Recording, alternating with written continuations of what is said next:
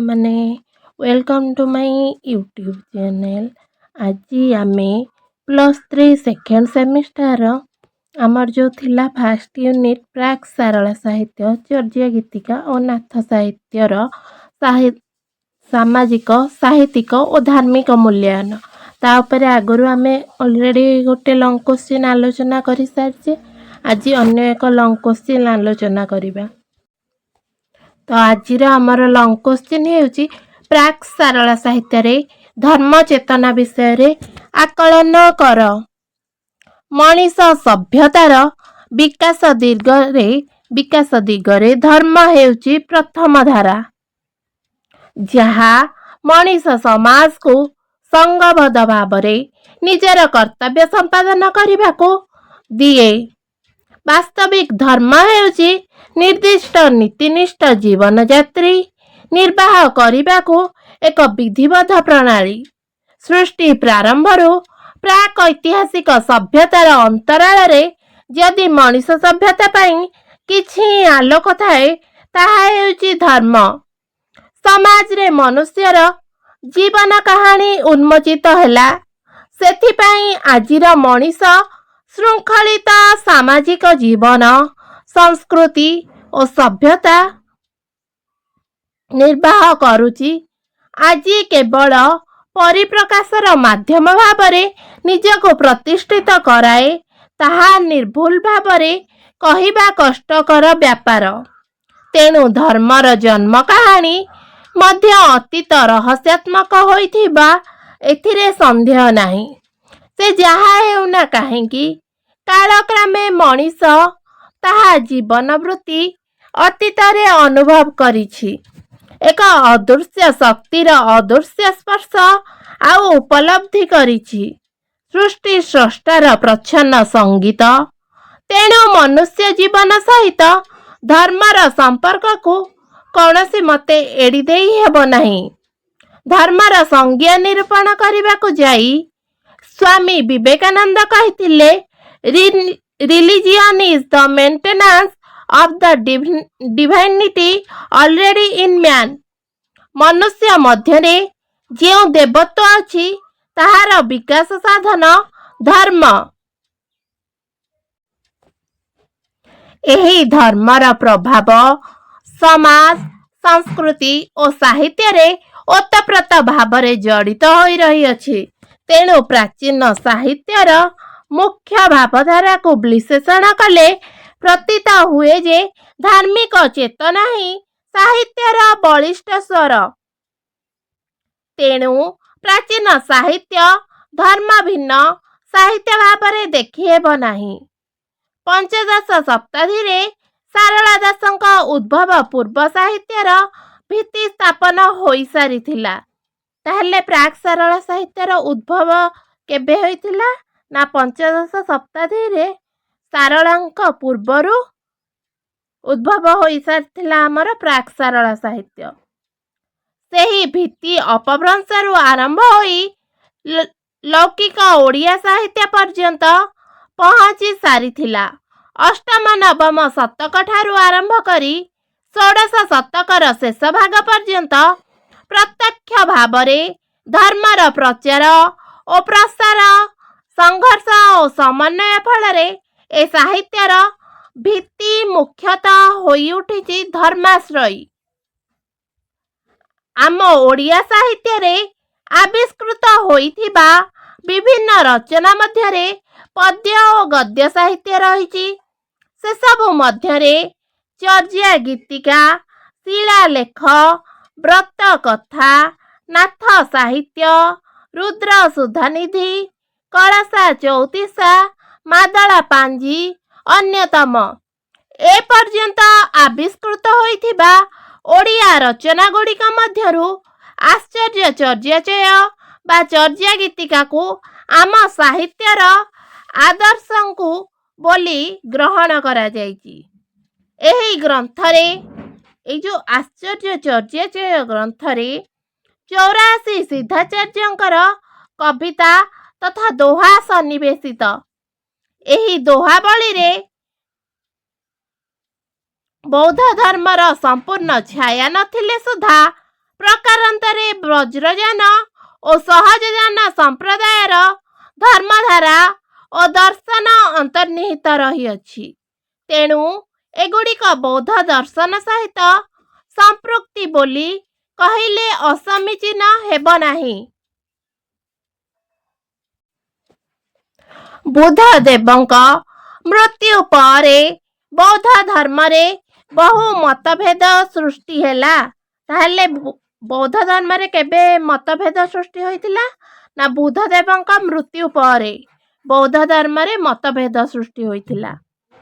କ୍ରମେ ଏହି ଧର୍ମ ଦୁଇଟି ପ୍ରଧାନ ଶାଖାରେ ବିଭକ୍ତ ହୋଇଗଲା।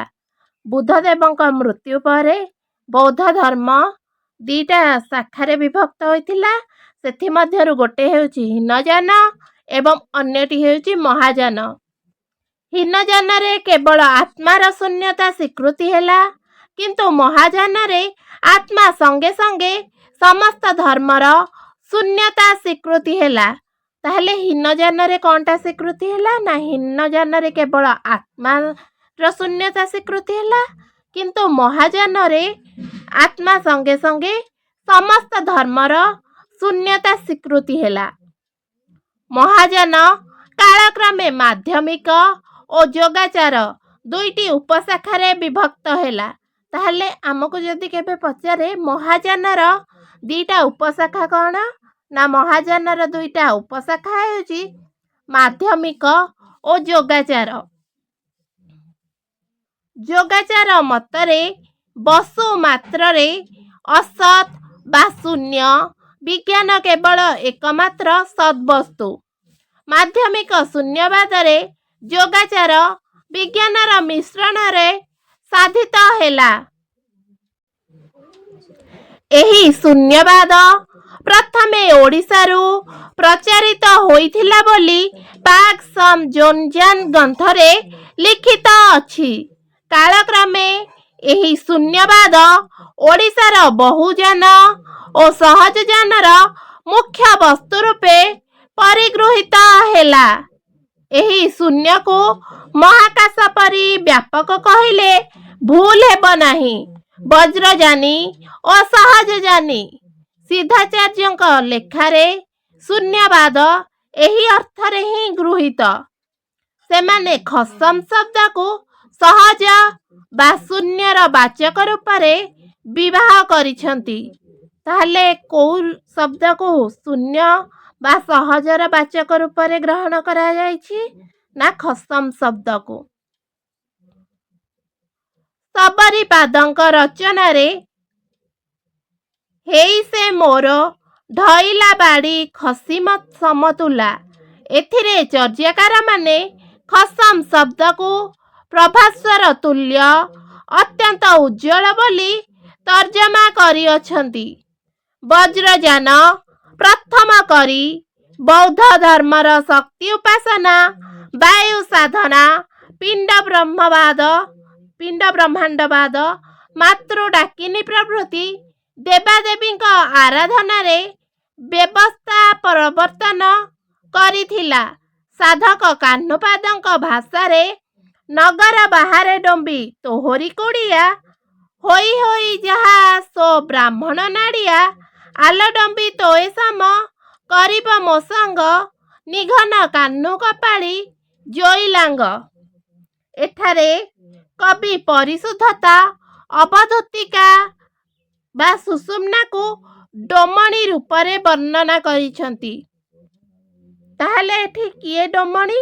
ନା ଯେଉଁ ଆମର ପରିଶୁଦ୍ଧତା ଅବଧୂତିକା ବା ସୁଷୁମ୍ନା, ସିଏ ହେଉଛନ୍ତି ଡୋମଣି। ଡୋମଣି ଗାଁ ବାହାରେ କୁଡ଼ିଆ କରି ରହେ। ଏଇ ଅବଧୂତିକା ବ୍ରହ୍ମନାଡ଼ୀକୁ ଛୁଇଁ ଛୁଇଁ ଯାଏ, କିନ୍ତୁ ଏହାକୁ ଉପଭୋଗ କରି କେହି ଏହାର ପୂର୍ଣ୍ଣାନନ୍ଦ ଲାଭ କରନ୍ତି ନାହିଁ। କବି ଏହି ଅବଧୂତିକାକୁ ଡୋମଣି ସହିତ ଅଭିସଙ୍ଗ ବା ମିଳନ କରିବାର ଇଚ୍ଛା ପ୍ରକାଶ କରିଛନ୍ତି। ବଜ୍ରଯାନରେ ଶୂନ୍ୟ ବା ନିର୍ବାଣକୁ ବଜ୍ର ବୋଲି ମଧ୍ୟ କୁହାଯାଇଛି। ତାହେଲେ ବଜ୍ରଯାନରେ କାହାକୁ, ଯେଉଁ ବଜ୍ର ବା ବଜ୍ର ବୋଲି କୁହାଯାଇଛି ନା ବଜ୍ରଯାନରେ ଶୂନ୍ୟ ବା ନିର୍ବାଣକୁ ବଜ୍ର ବୋଲି କୁହାଯାଇଛି। ବଜ୍ରଯାନରୁ ପୁଣି ସହଜଯାନର ଉତ୍ପତ୍ତି। ତାହେଲେ ସହଜଯାନର ଉତ୍ପତ୍ତି କେଉଁଠୁ? ନା ବଜ୍ରଯାନରୁ। ସିଂହଜର ଅର୍ଥ ହେଉଛି ଜୀବ ଓ ପରମର ମିଳନ। ନିଶ୍ୱାସ ପବନ ହେଉଛି ଜୀବ, ସେ ପରମ ସାଙ୍ଗରେ ମିଳିଲେ ସ୍ୱାଭାବିକ ସ୍ୱରୂପ ଲାଭ କରେ। ସହଜ ଅବସ୍ଥାରେ ଉପସ୍ଥିତ ହେଲେ ଇନ୍ଦ୍ରିୟ ବୋଧ ଲୋପ ପାଏ ଏବଂ ନିଜର ଅସ୍ତିତ୍ୱ ବୋଧ ମଧ୍ୟ ଅନ୍ତର୍ନିହିତ ହୁଏ। ଏହା ହିଁ ନିର୍ବିକଳ୍ପ ଅବସ୍ଥା। ସହଜ ଜ୍ଞାନରେ ପିଣ୍ଡ ବ୍ରହ୍ମାଣ୍ଡର ଏକତ୍ୱ ଉପରେ ବିଶେଷ ପ୍ରାଧାନ୍ୟ ଆରୋପିତ ହୋଇଅଛି। ସରହପାଦ ତାଙ୍କ ଦୋହାରେ ସମସ୍ତ ବ୍ରହ୍ମାଣ୍ଡ ନିଜ ପିଣ୍ଡରେ ରହିଥିବାର ପରିକଳ୍ପନା କରି କହିଛନ୍ତି, ଏଥୁ ସେ ସୁର ସଇ ଯମୁଣା, ଏଥୁ ସେ ଗଙ୍ଗ ସାରୁ, ଏଡ଼ଥୁ ସେ ପାଗ ବଣାରସୀ, ଏଡ଼ଥରେ ସେ ଚଳ ଦିବାରୁ। ଅର୍ଥାତ୍ ଏହି ଶରୀରରେ ସୁର, ସରିତ, ଗଙ୍ଗା, ଯମୁନା ଓ ସାଗର ଅଛି। ଏହି ଶରୀରରେ ଅଛି ପ୍ରୟାଗ, ବାରାଣସୀ, ଚନ୍ଦ୍ରର ଉଦୟ ଅସ୍ତ ଅଛି, ଦିନ ଓ ରାତି ଅଛି। ତାଙ୍କ ମତରେ ଏହି ଶରୀର ହିଁ ବାସ୍ତବରେ ବିଶ୍ୱର ପ୍ରତୀକ। ଅନୁରୂପ ଚିନ୍ତା ଚେତନା ଓଡ଼ିଆ ସାହିତ୍ୟରେ ବଳରାମ ଦାସ, ହାଡ଼ିଦାସ, ଅଚ୍ୟୁତାନନ୍ଦଙ୍କ ରଚନାରେ ଦେଖିବାକୁ ମିଳେ। ତାହେଲେ ସରହପାଦଙ୍କର ଚେତନା କାହା କାହା ସହିତ ମେଳ ଖାଏ?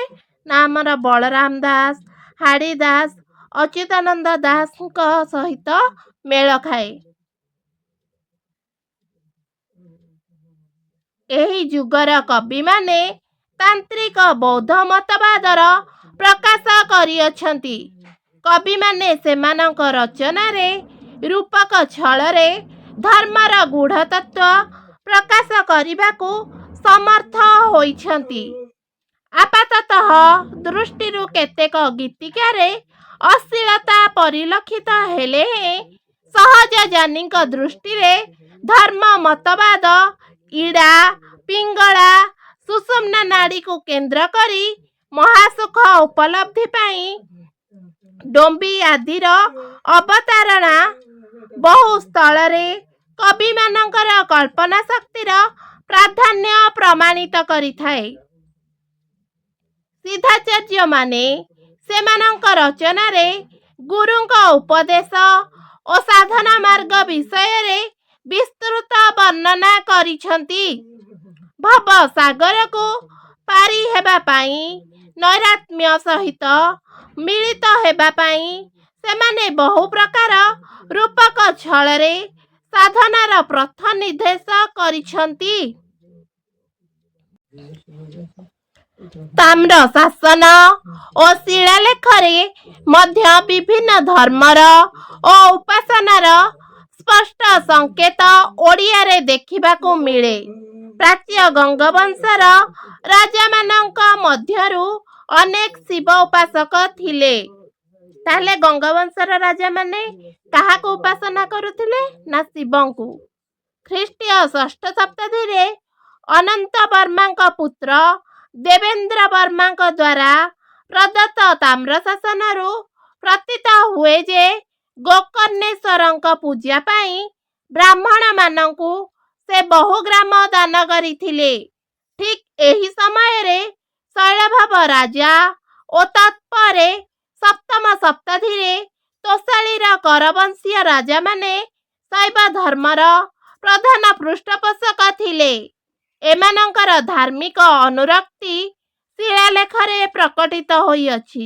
ଦ୍ୱିତୀୟ ଯଯାତି କେଶରୀ ଅଶ୍ୱମେଧ ଯଜ୍ଞ ନିର୍ବାହ କରିବା ଲାଗି କନୌଜରୁ 10,000 ବ୍ରାହ୍ମଣ ଯାଜପୁରକୁ ଅଣାଇଥିଲେ।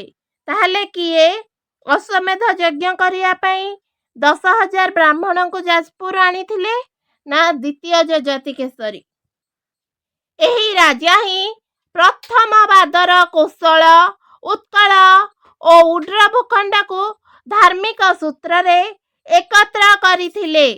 ବ୍ରହ୍ମେଶ୍ୱର ମନ୍ଦିର ଶିଳାଲେଖରୁ ଜଣାଯାଏ ଯେ ସେ ଥିଲେ ଶିବ ଓ ଶକ୍ତି ଉଭୟଙ୍କର ଉପାସକ। ଲିଙ୍ଗରାଜ ମନ୍ଦିର ଅଭିଲେଖରୁ ପ୍ରମାଣିତ ଯେ ଦ୍ୱିତୀୟ ଅନଙ୍ଗ ଭୀମ ଶିବ ଉପାସକ ଥିଲେ। ଦ୍ୱିତୀୟ ଅନଙ୍ଗ ଭୀମ ଦେବ ଶିବ ଉପାସକ ଥିଲେ। ଦ୍ୱିତୀୟ ନରସିଂହ ଦେବଙ୍କ ଅଭିଲେଖରୁ ଜଣାଯାଏ ଯେ ଉକ୍ତ ଅଭିଲେଖର ଆଦ୍ୟରେ ଶିବସ୍ତୁତି ରହିଅଛି। ପୁରୀ ତ୍ରିମାଳି ମଠରୁ ପ୍ରାପ୍ତ ଚତୁର୍ଥ ନରସିଂହ ଦେବଙ୍କ ଅଭିଲେଖରେ ପ୍ରଥମେ ଶିବଙ୍କୁ ହିଁ ସ୍ତୁତି କରାଯାଇଅଛି। ଭଞ୍ଜବଂଶୀୟ ରାଜାମାନେ ମଧ୍ୟ ପରମ ବୈଷ୍ଣବ ରୂପେ ସେମାନଙ୍କ ଅଭିଲେଖ ମାଧ୍ୟମରେ ନିଜ ନିଜର ପରିଚୟ ଦେଇଯାଇଅଛନ୍ତି। ଓଡ଼ିଶାରେ ବିଷ୍ଣୁ ତଥା କୃଷ୍ଣ ଉପାସନାରେ ନିର୍ଦ୍ଦିଷ୍ଟ ଆଭିଲେଖିକ ପ୍ରମାଣ ଅନନ୍ତ ବାସୁଦେବ ମନ୍ଦିର ଅଭିଲେଖରୁ ପ୍ରାପ୍ତ ହୁଏ। ତାହେଲେ ବିଷ୍ଣୁ ଆଉ କୃଷ୍ଣ ଉପାସନାର ଯେଉଁ ପ୍ରମାଣ କେଉଁଥିରୁ ମିଳେ ନା ଆମର ଅନନ୍ତ ବାସୁଦେବ ମନ୍ଦିର ଅଭିଲେଖରୁ। ସାରଳା ଦାସଙ୍କ ପୂର୍ବରୁ ଶୈବ ଧର୍ମ ସମ୍ପର୍କୀୟ ରଚନା ଦେଖିବାକୁ ମିଳେ। ତ୍ରୟୋଦଶ ଶତାବ୍ଦୀରେ ରଚିତ ବତ୍ସ୍ୟା ଦାସଙ୍କ କଳସ ଚଉତିଶା ଶୈବ ଧର୍ମ ସମ୍ବଳିତ ଏକ ରଚନା। ତାହେଲେ ବତ୍ସ୍ୟା ଦାସଙ୍କ କଳସ ଚଉତିଶା କେଉଁ ଧର୍ମ ସମ୍ପର୍କିତ ରଚନା ନା ଆମର ଶୈବ ଧର୍ମ ସମ୍ପର୍କିତ ରଚନା। ଶିବଙ୍କର ମହିମା ପ୍ରଚାର କରିବା ଏ ଚଉତିଶାର ମୌଳିକ ଉଦ୍ଦେଶ୍ୟ। ଶିବଙ୍କ ମାହାତ୍ମ୍ୟ ବର୍ଣ୍ଣନା କରିବା ଆଳରେ କବି ବର୍ଣ୍ଣନା କରିଛନ୍ତି ଫିରମାଣ ଦେଇଛନ୍ତି ହେମନ୍ତ ରାଜନ ପଠାଇ କେତେ କହିବା ଗୋ ସେହୁ ବଡ଼ କଣ। ଫଳେଣ ଜାଣିବା ପଛେ ତାହାଙ୍କର ଗୁଣ ଫରସେ ସେବିଲେ ଗୌର ପାଇବ କାରଣ। ଶୈବ ଧର୍ମ ସମ୍ପର୍କୀୟ ଆଉ ଏକ ରଚନା ହେଲା ସୋମନାଥ ବ୍ରତ କଥା। ଏ ଧର୍ମ ଓ ଧର୍ମର ଦେବତାଙ୍କ ପ୍ରତି ଜନ ସମାଜର ଭକ୍ତି ଉଦ୍ରେକ କରିବା ପାଇଁ ଏହିଭଳି ବ୍ରତ କଥାର ଅବତାରଣା କରାଯାଇଛି। ସମାଜରେ ନୀତି ପ୍ରଚାର ଓ ଦେବଦେବୀଙ୍କ ପ୍ରତି ଶ୍ରଦ୍ଧା ତଥା ଭକ୍ତିଭାବର ଉଦ୍ରେକ ପାଇଁ ବ୍ରତ ତଥା ଚଉତିଶା ସାହିତ୍ୟର ସୃଷ୍ଟି ପରିକଳ୍ପନା କରାଯାଇଅଛି କହିଲେ ଅତ୍ୟୁକ୍ତି ହେବ ନାହିଁ। ଏତଦ୍ ଭିନ୍ନ ଏ ଯୁଗର ଏ ଧର୍ମର ସର୍ବଶ୍ରେଷ୍ଠ ପ୍ରାମାଣିକ ହେଲା ରୁଦ୍ର ସୁଧାନିଧି। ଏକାଧାରାରେ ଗଦ୍ୟ ଓ ପଦ୍ୟ ଉଭୟ ରୂପ ନେଇ ରଚିତ ହୋଇଛି ଏହି ଯୁଗାନ୍ତକାରୀ ଗ୍ରନ୍ଥ। ବ୍ରହ୍ମଚାରୀ ଅବଧୂତ ନାରାୟଣ ନନ୍ଦ ସ୍ୱାମୀ ଏହାର ରଚୟିତା। ତାହେଲେ ରୁଦ୍ର ସୁଧାନିଧିର ରଚୟିତା କିଏ ନା ଅବଧୂତ ନାରାୟଣ ନନ୍ଦ। କେବଳ ଶୈବ ଶାକ୍ତ ଧର୍ମର ସଂକେତ ଏଥିରେ ସୂଚିତ ହୋଇନାହିଁ। ତନୁଯୋଗ ସହ ବିଶ୍ୱ ଉପାସନାର ନିଦର୍ଶନ ମଧ୍ୟ ଏଥିରେ ସୂଚିତ ହୋଇଅଛି। ଗ୍ରନ୍ଥର ପ୍ରାରମ୍ଭରେ ସେ ହରିହରଙ୍କୁ ନମସ୍କାର କରି ଗ୍ରନ୍ଥର ଆରମ୍ଭ କରିଛନ୍ତି। ଜୟ ଶିବ ଶମ୍ଭୋ ଜୟ ଗଗନପତି ଗଗନାନ୍ତକ ଗଗନ ଶରୀର ଗଗନ ତଥା ସମ୍ଭୂତ ଗଗନ ସାମାନ୍ୟ ରୂପଧର ଗଙ୍ଗାଶେଖର ଗିରିଜାର୍ଦ୍ଧ ଶରୀର ଗିରିନିବାସ ଗୋବରପ୍ରଦ ଗୋଲିହାର ମଣ୍ଡଳଗଡ଼ ଗୁହାଶୟ ଗରଳ କଣ୍ଠ। ଜୟ ଜୟ ନିର୍ମଳ ସତ୍ୟ ନିବିଡ଼ ନିର୍ବିଶେଷ ନିରାମୟ ନିର୍ଗୁଣ ନିରୀନ୍ଦ୍ରୟ ନୀଳ ନୀଳିନ ନୟନ ଇତ୍ୟାଦି ଲେଖକ ବହୁ ସ୍ଥଳରେ ବା ମାର୍ଗରେ କଥା କହିଛନ୍ତି। ଏହି ସମୟରେ ତାନ୍ତ୍ରିକତା ଓ ଶକ୍ତି ପୂଜାର ପ୍ରଭାବ ଓଡ଼ିଆ ସାହିତ୍ୟରେ ଅନୁପ୍ରବେଶ କରିଅଛି। ତେଣୁ ପରବର୍ତ୍ତୀ ସମୟରେ ସାରଳା ଦାସ କୃତିରେ ଶକ୍ତି ଉପାସନା ବୈଶିଷ୍ଟ୍ୟ ପରିଲକ୍ଷିତ ହୁଏ। ସମଗ୍ର ଗ୍ରନ୍ଥଟିକୁ ଅଧ୍ୟୟନ କଲେ ମନେ ହୁଏ ଲେଖକ ସମସ୍ତ ଦେବଦେବୀ ଧର୍ମମତ ଉଦାର ଦୃଷ୍ଟିକୋଣରେ ଦେଖିବା ସଙ୍ଗେ ସଙ୍ଗେ ସମୟର ଗୁରୁତ୍ୱ ଅନୁସାରେ ବୈଷ୍ଣବ ଧର୍ମର ବିଶେଷତ୍ୱ ପ୍ରତିପାଦନ କରିଛନ୍ତି। କାପାଳିକ ଯୋଗୀ ଯୋଗିନୀ ଆଦିଙ୍କର ଅପଚେଷ୍ଟା ବିଫଳ ହୋଇଯାଇଛି ଜଗନ୍ନାଥଙ୍କ ଚକ୍ର ପ୍ରଭାବରେ।